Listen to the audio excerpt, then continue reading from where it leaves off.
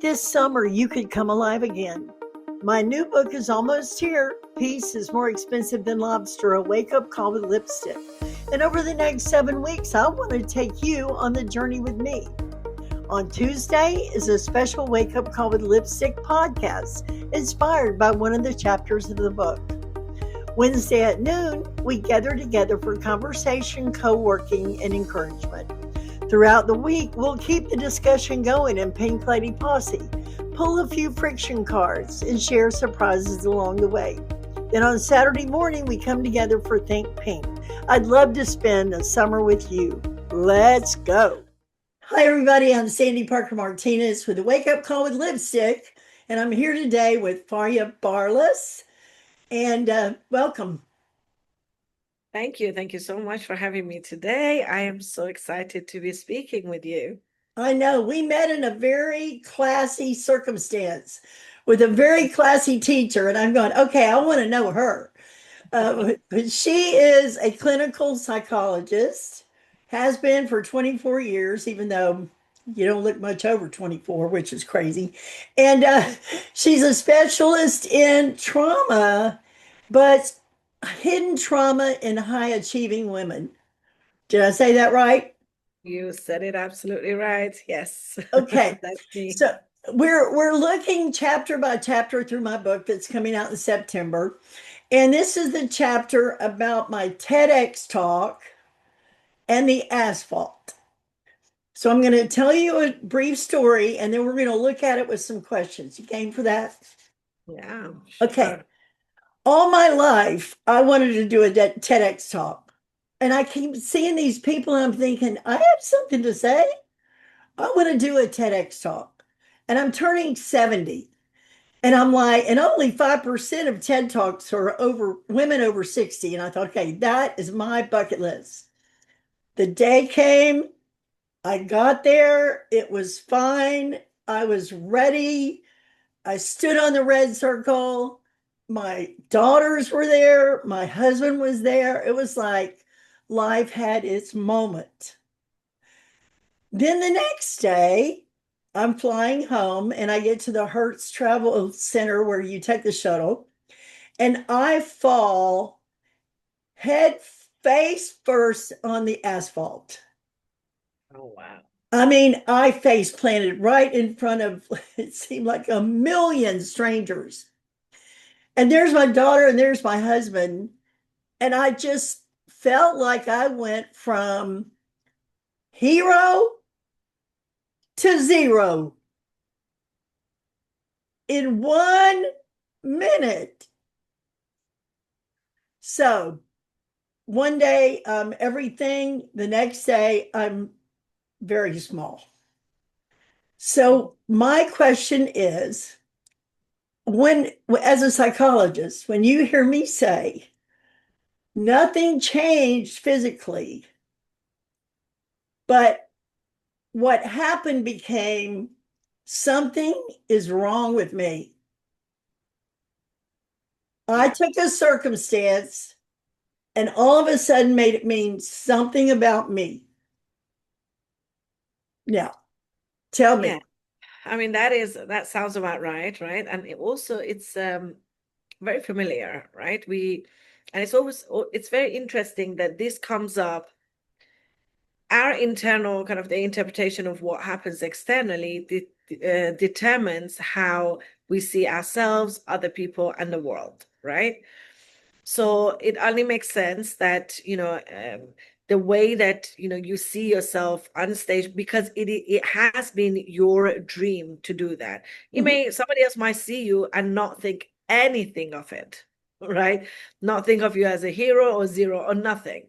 But for you, because this had been your condition, you've put it as a condition that suggests that you are something, right? Sorry. That's okay. We can edit that right out. So no problem. Sorry. I sometimes get this cough, and I will explain later what that is because it's quite interesting. It's very intergenerational. Every time I speak up, I'm speaking using my voice. Something happens to my voice. That's um Interesting. yeah, it's somatically it's not it's safe for me to be speaking out. I see. Oh, I don't love that for you, but I love that you know that, right? Yes. Yeah, so if you think about the whole event, you know, you went there, it was in your bucket list, right? So it was something that you put this condition on, and you thought to yourself that if I can accomplish that, then I've accomplished something major, right? So then you felt yourself again. To most people, that's like neither here or there, right? A lot of people might not even know what TEDx is, or True. although, yeah, although you know most people do, but I know a lot of people that don't, right? And then the next day, what's happening is that again, it's something else that to a lot of people, it kind of means nothing. It just, you know, it's just something that happened, right? But for you, especially if you have some association with, you know, this in your past as well, if the way that you see this, the way that you internalize everything, and again, it's not just you, it's most of us, and mainly high achievers. And of course, women, because we just take everything on and we embody them and we internalize them.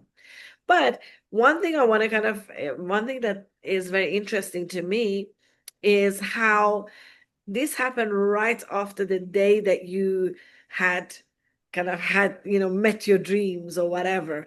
And this is, believe it or not, not in this way, but the mechanism behind it is a lot more common than people think, right? Because we go for something, you know, like this, you know, we aim for something and we work for it for a very long time and we finally get it. Now, not a lot of people know how, a lot of us know how to get there or receive it. Not a lot of us know how to hold it, right? So then, Mm.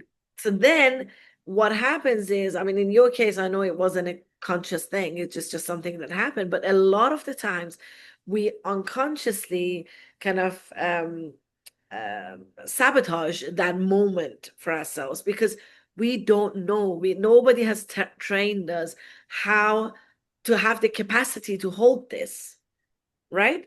We all know how to dream. Some of us know how to go after our dreams and get it, but very, very few of us know how to hold that dream, that realization of that dream, you know? Oh my gosh. Now I want the ten ways to hold your dreams, right? Like, yeah. I think the one thing that seemed hmm, it didn't feel like a feeling. It felt true. Like I didn't say to myself, "Oh, look at me feeling self-conscious." I went, I'm demolished. I am down. I'm like shrunk in a moment. So why is our identity so fragile? Well, because if you think about it, you know, well, I mean, we don't even know what our identity is truly. We only know how we responded to any given circumstances, Mm. right? Especially having very little tools or knowledge, you know, especially as we're growing up.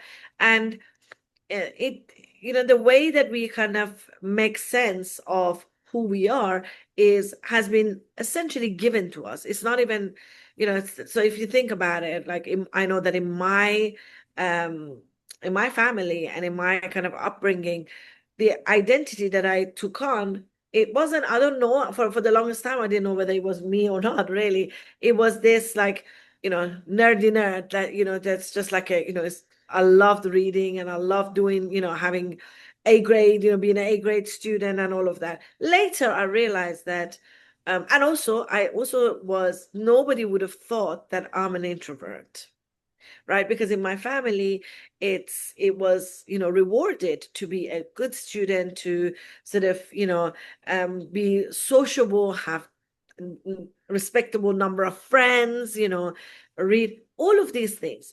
And for the longest time, I thought that's just who I was, right? And every time I moved away from that, I would have, I felt shame, a lot of shame, like, oh, that I'm not, you know, good enough for it. Because that identity was not necessarily who I was, it was just who I had to be in a given circumstance in order to not just survive, but also to be loved or accepted or belong, right? Like, of course, our parents, I mean, for the most part, I mean, my parents would have loved me anyway, but as a child, we don't think like that. We think that, we don't have the sophisticated logic that we do now. So, for you to kind of for that experience and for that reality to be your reality, it makes sense because you don't have any other reality. So to you, and this is a mistake that a lot of us make, that our emotions become our reality, right? And if you think about it, that's this kind of way it prevents us from so many things, right? If you're, let's say, if you're scared of something or scared of speaking up, you won't do it because that's your reality. It must be a scary thing to do, and then you prevent yourself from so many opportunities. Mhm. Oh my God, I'm so sorry. I was fine the whole day today. I've been speaking since the morning. Well, So and I got a great producer, so don't worry about that. The other thing that, go, go, go. All right, I'm there. so I wonder, can people actually learn to recognize that moment before it takes over?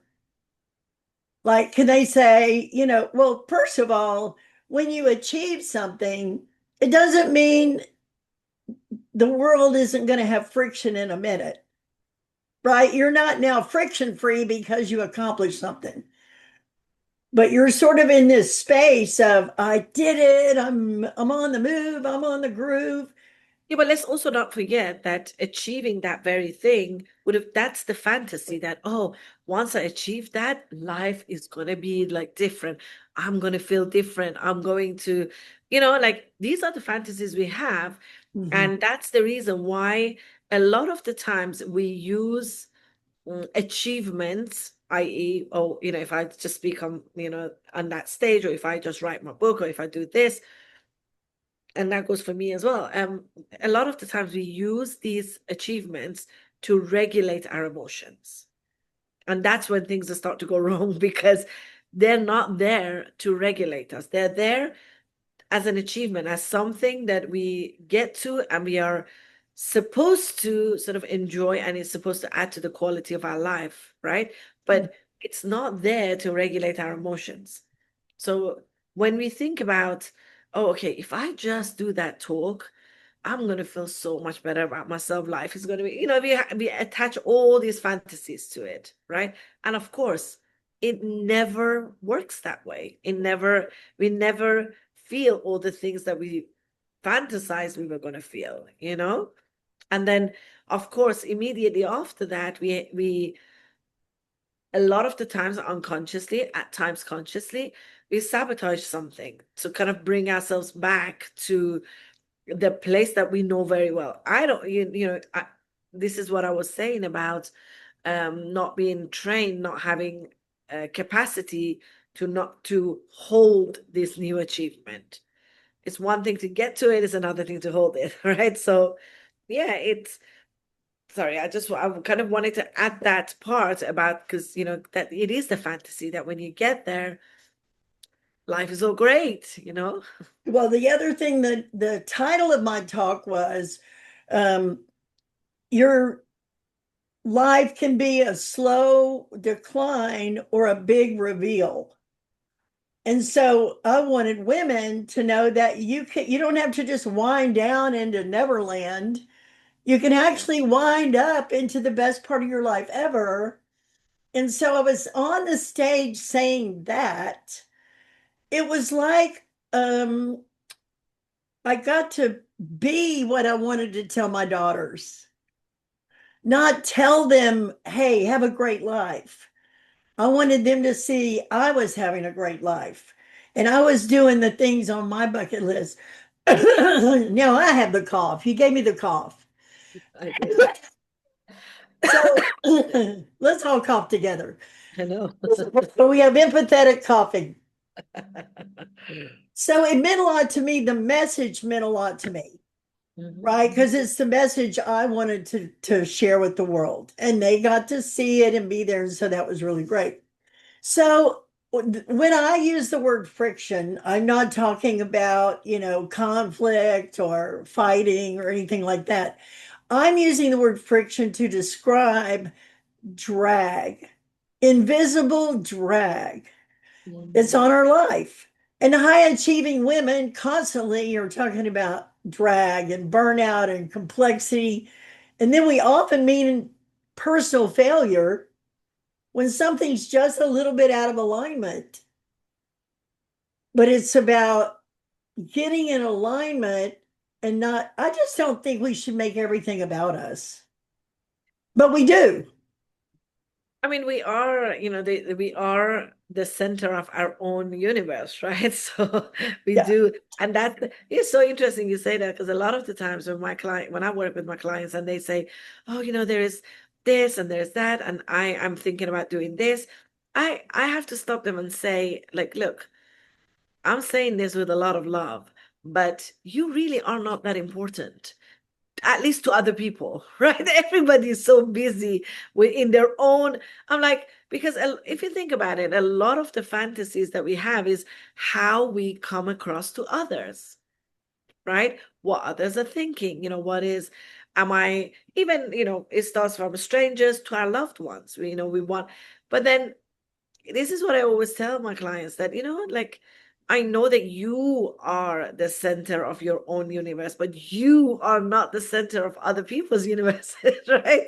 They are. So you're, with all due respect and love and compassion and everything, you're not that important. And I think there's such a liberation in knowing that, we are not, not everybody is just standing around thinking, oh, is Sandy gonna like get on a stage today, or is she gonna fall the next day, or like, no one cares. No one cares but ourselves. And that's okay.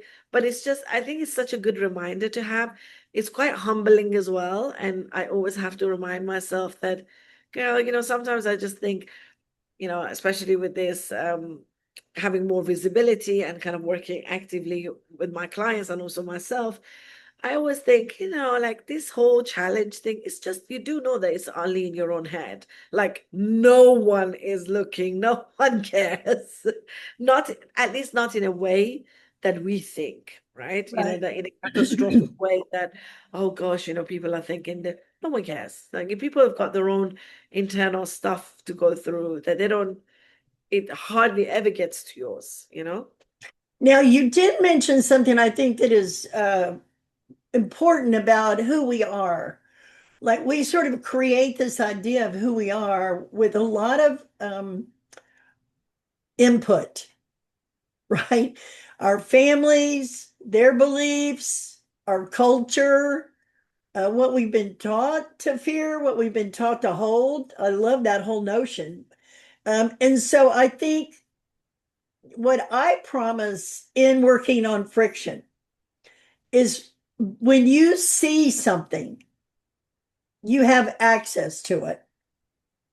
Until you see it, it's just running you, Yeah. Yeah. right? Like you're a family belief that I'm 70 years old and I still hear my mother's voice.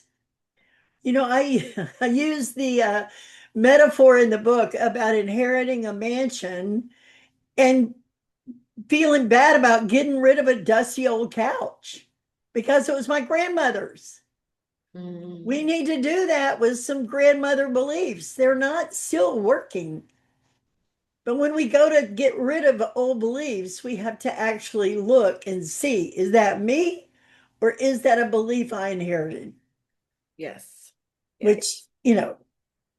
that's what you were talking about is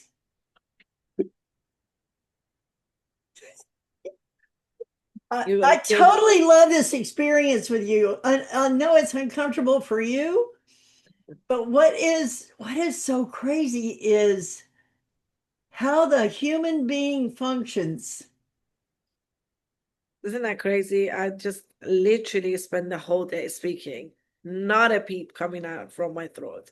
And now I am kind of putting actually my own voice out. Now that's a problem. You know? And And that is that uncommon? No, right? no, no, no. This is a lot more common than people think, like because if our bodies remember the things that what we considered dangerous, right? Unsafe. So when we are put in a position of, let's say, speaking or doing something that in the past would have been like unsafe or it didn't feel right or whatever, our bodies start to pull us back by any way they can, right? So this is like a milder version of some people just like actually pass out or whatever, but this is like a milder version of that because your body is not there to make you happy or make you successful. It's there to protect you. That's it. That's your nervous system. That's the only job it has. Anyway, Well, in the work science. with friction, we were looking at my little picture of the friction world and how we adapt. It's not really profiles like we are that woman, but there are characteristics that are pretty recognizable. So I'm just going to say the high capacity woman, which, when I got home from that TEDx talk, I refined it, I evaluated it. I didn't even really share it because it wasn't excellent. It uh, wasn't perfect. I was nervous. See, so you already, like, once you achieved it, you already started like to find faults with it, for it not Absolutely. to be the thing. Yeah, Yeah. another adaptation is the over polisher, you know, editing it endlessly. Never enough. Literally, my TEDx video was like, the talk was great, but everybody was like, how did it go? Is it on YouTube? And yeah, it's on YouTube. And change the topic. And my adaptation just wouldn't let it be good enough. Now, once I saw that, I can now stop like withholding myself. But boy, it took some time to see it. So Yeah. here's my question. Can seeing something actually change our brain? That's a very important and very interesting question you ask. And I have to say, I've spent the big chunk of past 24 years of my clinical work um, kind of deciding to give that a voice because insight is super important, right? Because the moment that you have awareness about something, you call it, you've got this list and everything you were talking about, like, the perfectionism and everything else. I was thinking, yeah, I call it trauma response, right? You got that's a trauma adaptation, that's a trauma response to me. You calling it, in within your own framework, which is, by the way, so interesting. I love that. Um, but you see, like, all of these things that we're kind of trying to bring about and put into place in order to feel, essentially, it comes down to feeling safe, right? It Right. comes down to feeling safe enough to, let's say, be seen, feeling safe enough to be sort of how you're going to be received by others, right? So I think it's so interesting you're saying that you didn't make a big deal out of this talk coming out, and you've been waiting for it. You've been kind of um, this has been your thing for a very long time, and you running away from it is another trauma response, right? So now you're aware of it. So you have the awareness of, okay, this is what's happened, and I did that, even though it seemed to have just happened, but unconsciously, I was also involved in the whole process, how I saw it the first time, how I saw myself. Insight is so important because it takes away the feeling of not being powerless, because now you understand, right? So now you can do something about it. Now, this is the part, again, I spend a lot of time in kind of debating when it comes especially to therapy, and because therapy, one of the biggest criticism that I have of very traditional form of therapy is that it keeps you at inside, right? So you have give to awareness, awareness, awareness, amazing, amazing, amazing, and that is the foundation of any change. You have to have the awareness, otherwise you can't. But is that enough? Because we now know it's essential, but is it enough? And my question, well, the answer would be no, it's not enough. It is absolutely essential for any change to take place, but it's not enough because now you have the insight. Now what? Right? What are you going to do with that insight? Yeah, I love that you said that because when you're creating a book, the title's supposed to, I guess, create curiosity. The subtitle is supposed to be the promise. Like this book is going to deliver this. And then the Mhm. back cover sort of helps you buy it, right? Well, my promise isn't change. It isn't evolution. That really is for therapy. What I want to do is provide people a framework where they can see it. Mhm. We had a workshop the other day, and I had this exercise where I had all the women draw a partner on the screen without looking at the paper. And boy, talk about friction. It was a friction revealer. Like, oh my gosh, I'm going to make my partner look bad. Oh, I'm not creative. Oh, I don't draw. Oh my gosh, these people were so funny. And then I said, okay, we did it. And then I said, now knowing what you know, we're going to do it again. And knowing what you now know, what do you see? And one woman said, I was so worried about breaking the rules, not doing it right. But now I see I can be a rule breaker. Yeah. Now, did she go become a rule breaker? I don't know. But before that funny exercise, she didn't even know she was trapped in not being a rule breaker. So, Well, exactly. So you see, like insight in this context is is the foundation of any change you're going to make. You have to have the insight. Now, again, as you said, sometimes we don't want to even break the rule. Sometimes we just want to know that we can or we have the permission to do so, right? mhm. And that is liberating enough. That is freeing enough without us having to do anything. Um, so it is, for me, it is what you do with that insight. But without that insight, I mean, you can forget it. Um, there's no movement towards any kind of change. That's for Yeah. sure. So, what is one thing you wish every woman understood about the stories she tells herself? Well, I wish people and women would understand that a lot of these stories are not even yours. It's the stories that you inherited. It's the stories that you observed growing up. They're not even your narrative. They're not even your story. They're not even your rules. And I think there's something really powerful in knowing that, firstly, it is not your fault. And it's not because, oh, you just hate yourself or you don't have enough confidence or any of those things. Those are like very superficial on the surface stuff, right? But actually, there is a lot of programming underneath it, right? And it is not your fault that these programmings were built. As human beings, that's what happens. As we grow up, we go through different stages, we pick up the programming.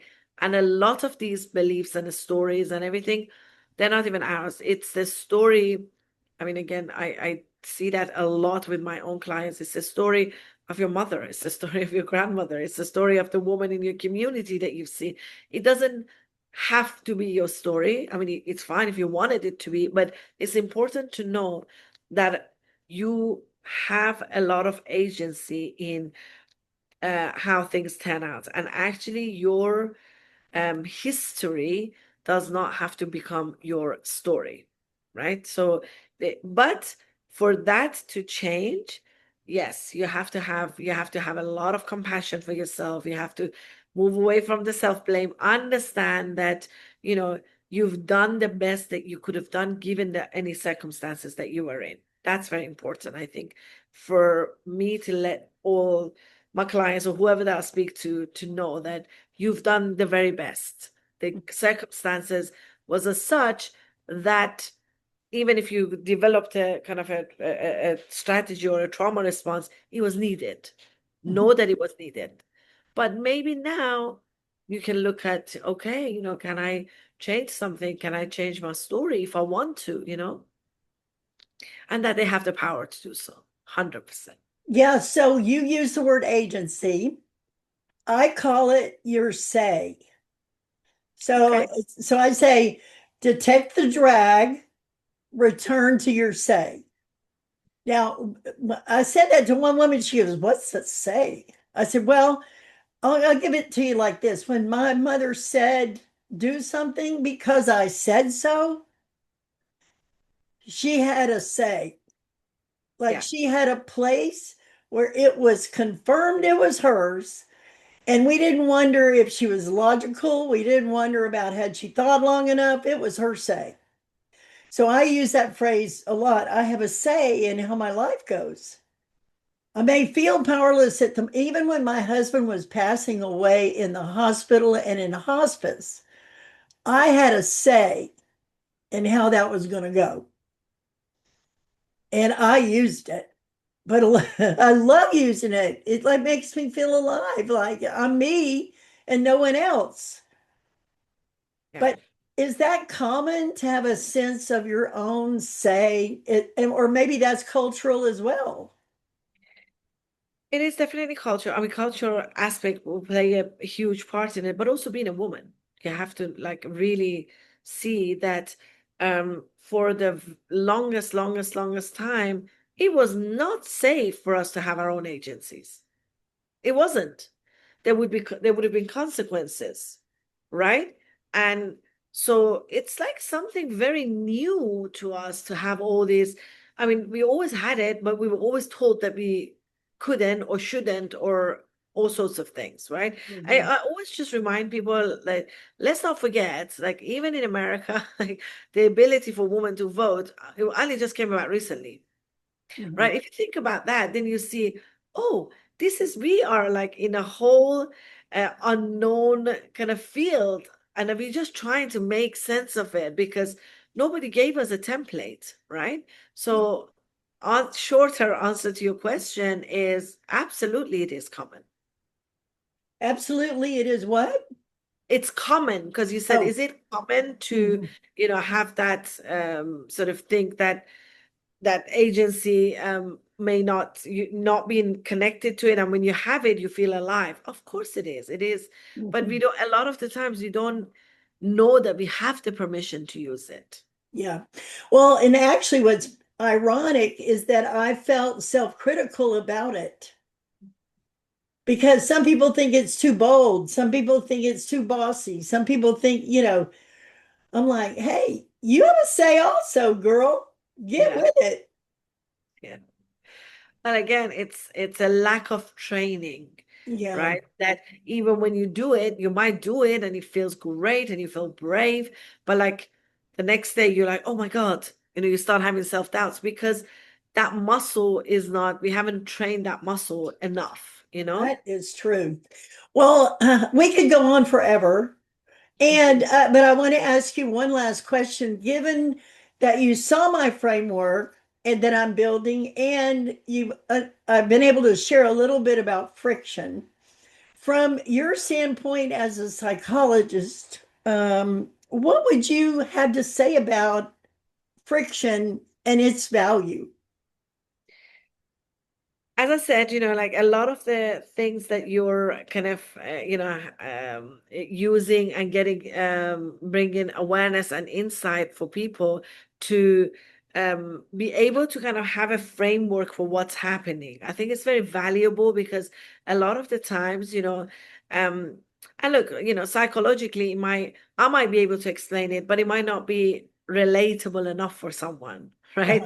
Because that's also very important. I know that I talk a lot about trauma because trauma is my expertise, right? And half the people that should be looking at their own traumas think that they don't have any, right? Or they can't identify with that. So this is not about, it's not their fault. It's just that, a lot of the concepts and understanding of the psychology has not been accessible. And also, a lot of people are not in this field. You don't need to know all the ins and outs, right? Because that's not your area of expertise. So for me, if you're able to kind of take these concepts and make it understandable, make it relatable, make it actually helpful to people, I think that's very valuable. So, in your framework has a lot of, as we were looking at it earlier, it has a lot of trauma responses in it. Now you name it differently, you work with it, but nevertheless, if it can get people to understand these patterns, feel empowered that actually you can change some things. And also, most importantly, it's not your fault. You're not, there's nothing, you're not broken, essentially, right?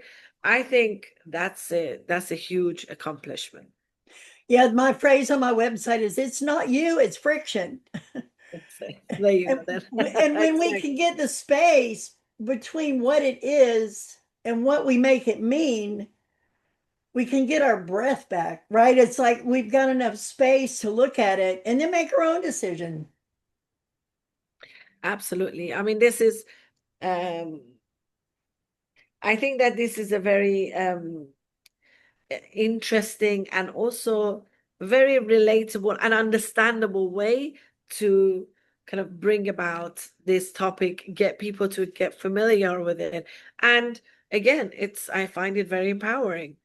Well, what was so crazy is that when, the TEDx talk happened, the asphalt happened, what I made out mean happened. But when I looked back at my talk, this framework was already in it. Mm. I didn't Yeah, even know. yeah. Well, because it's always there, and then you give it a frame. You understand it through your lived experience, through your kind of, your own stuff, right? You live it. I mean, this is the best kind of. I find that best kind of teachings are the ones that have been lived by the person who is teaching it, Mm. right? I think that's the most powerful way of having gone through something and then coming and helping others go through it. That's just what I think. I mean, it might be a bit controversial, this thing, but I always say that I would rather go to somebody who has got this, like, who has gone through all of this stuff to help me than to go to an inexperienced psychologist that just knows the theories. That's Mhm. just my opinion, you know. You know what? I am watching your Instagram, and in the show notes, we'll make sure people know how to find you. And I think you're doing a fantastic job on expressing yourself. And I want to say good for you for taking on the challenge. Here we go. And thanks so much for being with me today. Absolutely. And obviously, if you want to go dive a little bit deeper into all these concepts that I talk about, there's always my podcast, which is called From Trauma to CEO. So, if you want to go a little bit deeper, that's where you can find me. I'll be yapping away there. Yeah, well, we will put it in the show notes, and I encourage everybody connect, make your life its best for you Yeah, with of course. whatever tool you need. Who cares? Go live your life, which is the point of the book, right? Buy the lobster, wear the lipstick, book the trip, and go. I love that. Thank you so much for having me. Yeah. Thanks for tuning in to Pink Lady Posse Podcast, where women go from what now to what's next. Come join us at pinkladyposse.com, where we share community, resources, and tools to support your next beautiful chapter.